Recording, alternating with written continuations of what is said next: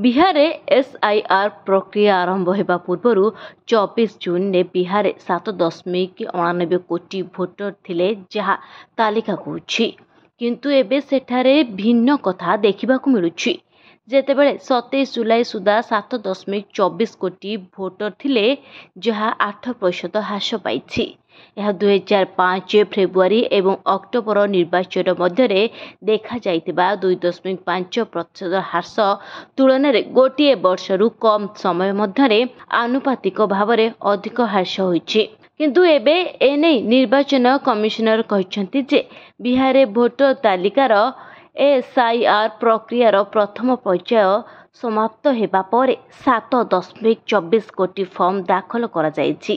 एही संख्या 65 लाख अर्थात 24 जून ने पंजीकृत भोटर संख्या तुलन में 8% कम रही। अर्थात बिहार में एसआईआर प्रक्रिया आरंभ हेबार गोटे दिन पूर्व यह दाखल होइछि जेतेबेले यह 48 लाख अर्थात गत वर्ष देश में अनुष्ठित लोकसभा निर्वाचन समय पंजीकृत भोटर संख्या तुलन में 6.2% कम रही। यह 5 वर्ष पूर्वे 2020 अनुष्ठित विधानसभा निर्वाचन समय पंजीकृत भोटर संख्या तुलन में 12 लाख कम रही। बिहार भोटर संख्यार स्पष्ट ह्रास देखा 2005 मसीह होइतिबा दुईटी विधानसभा निर्वाचन पर राज्य में लगातार दुईटी निर्वाचन मध्य यह प्रथम थर पर घटुछि। तथापि निर्वाचन कमिशनर द्वारा चूड़ांत भोटर तालिका 30 सेप्टेम्बर रे प्रकाशित होबाकु जाउछि। उभय प्रकाश निर्वाचन ह्रासर एही धारा जारी रहितिला।